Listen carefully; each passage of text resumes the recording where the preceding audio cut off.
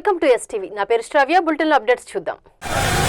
ఇది కేవలం కృత్రిమ కొరత తప్పితే ఎటువంటి స్టాక్ అయితే ఫుల్గా ఉంది. టౌన్లో ఒంటి గంట నుంచి డీజిల్ కూడా ఫుల్గా వస్తుంది.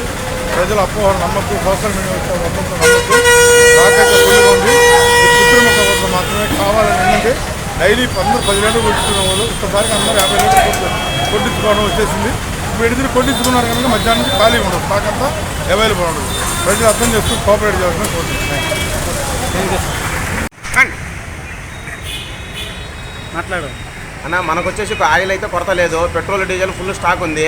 మనకు వచ్చేసి జనాలు ఏమైందంటే ఈ పుకారు వలన 100 రూపాయలు పట్టించుకునే వాళ్ళు ఫుల్ ట్యాంకులు క్యాన్లు మొత్తం అంతా తీసుకోవడం వలన రోజు వచ్చేసి ఆయిల్ స్టాక్ ఉండేది అయిపోయింది. ఇప్పుడు లోడ్లు వస్తున్నాయి, కడప నుంచి మనకు లారీలు వస్తున్నాయి. వస్తానే మళ్ళీ యథావిధిగా జరిగిపోతుంది.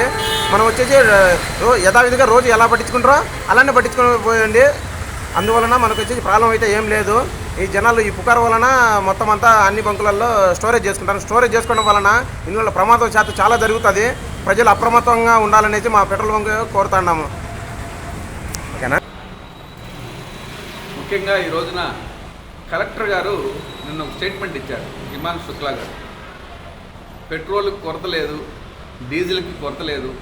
ఈ జిల్లా వ్యాప్తంగా 243 అవుట్లెట్స్ ఉన్నాయి. ఈ 243లో కూడా ఎక్కడా కొరత లేదు, అంతా సాఫీగా జరిగిపోతుందని స్టేట్మెంట్ ఇచ్చారు. మరి ఆయన ఆ స్టేట్మెంటు దేని ఆధారంగా ఇచ్చారో తెలియట్లేదు. కానీ ఈరోజు నెల్లూరు టౌన్లో మన కేవీఆర్ పెట్రోల్ బంక్ సర్కిల్లో ఉన్నటువంటి బీపీసీఎల్ కానివ్వండి, ఇట్లాంటివి ఉదాహరణిస్తే అట్లాంటివి కూడా మూసేశారు.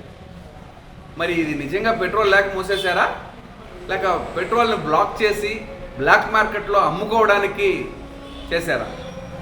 ఇక్కడ ఇంకొక డౌట్ కూడా వస్తుంది. అంటే ఏదన్నా క్రైసిస్ జరిగినప్పుడు, మొన్న యుద్ధం జరిగింది, ఆ యుద్ధం కారణంగా గ్యాస్ కొరత వచ్చింది. ఈ గ్యాస్ కొరతను అడ్డం పెట్టుకొని కొంతమంది రాజకీయ నాయకులు, చోటా నాయకుల అండతోటే హోటల్స్లో ఇష్టానుసారంగా రేట్లు పెంచేశారు. అలాగే ఈరోజు ఈ పెట్రోల్ను కూడా అదేవిధంగా బ్లాక్ మార్కెట్ చేయాలని చూస్తున్నారనేది తేటతెల్లం అవుతుంది మనకి.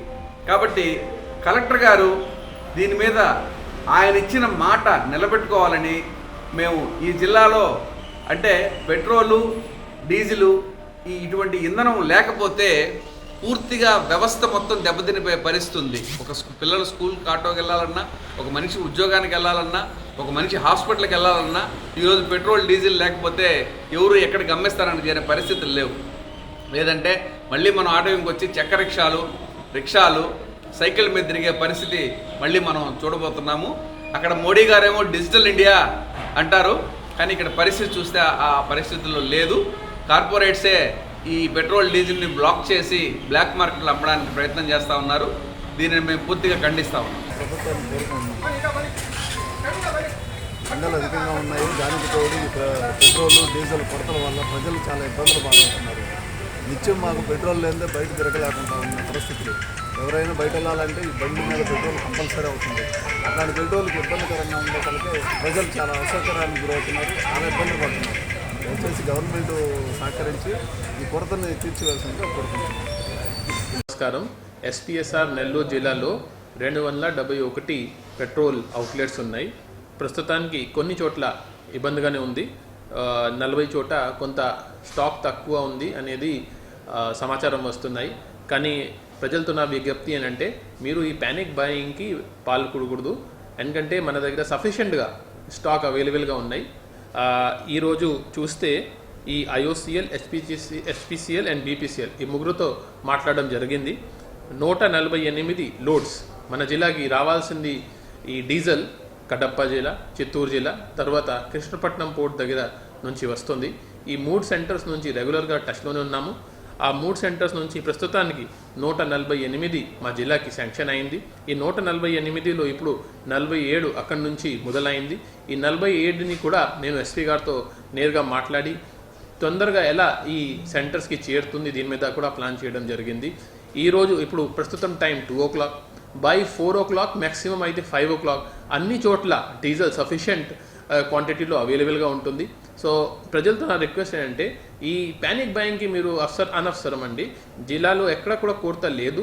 ఓన్లీ ఏదో భయపడి రేపు దొరకదు అనేది ఆ ఆలోచనతో ఎక్కువ మంది రావడం వల్ల ఈ కొంత ఇబ్బందికరంగా ఉంటుంది. దయచేసి మీరు అడ్మినిస్ట్రేషన్తో సహకరించండి. ప్రతి మనిషికి వాళ్ళకి కావాల్సిన డీజిల్ ఇవ్వడం మన బాధ్యత ఉంది. ఖచ్చితంగా వాళ్ళకి ఎంత కావాలి ఎంతవరకు ఇవ్వగలుగుతాము. దీంతోపాటు ఇప్పుడు వరి కోసం లేకపోతే ఎక్వాకల్చర్ కోసం కూడా మీకు డీజిల్ కావాలంటే ఖచ్చితంగా ఇస్తాము. కానీ ఒక పద్ధతి ప్రకారం మీరు రైతు ఉన్నారా లేరా అది మీ కాగితాలు కొన్ని ఏమైనా ఉంటే తీసుకుని వస్తే ప్రతి పెట్రోల్ బంక్ దగ్గర ఒక విఆర్ఓని ఒక హోంగార్డ్ని పెట్టడం జరిగింది. వాళ్ళు కొంత వెరిఫై చేసుకొని అది కూడా మీకు ఇవ్వడం జరుగుతుంది. కానీ దయచేసి ఎవరు కూడా ఈ టైంలో దీన్ని డైవర్ట్ చేయడం లేకపోతే దీన్ని ఒక బిజినెస్ ఆపర్చునిటీగా చూడడం అనేది దయచేసి అలా చేయకూడదు. ఎవరైనా అట్లాంటి మా దృష్టికి వస్తే ఖచ్చితంగా కఠిన చర్యలు కూడా తీసుకోవడం జరుగుతుంది. Thank you. ఇవి ఇప్పటి వరకు ఉన్న bulletin updates. Keep watching STV. మేము చేసే వీడియోస్ మీకు నచ్చినట్లయితే లైక్ చేయండి. అలాగే మరిన్ని ఇంట్రెస్టింగ్ అప్డేట్స్ కోసం మా STV తెలుగు ఛానల్ ని సబ్స్క్రైబ్ చేసుకోండి.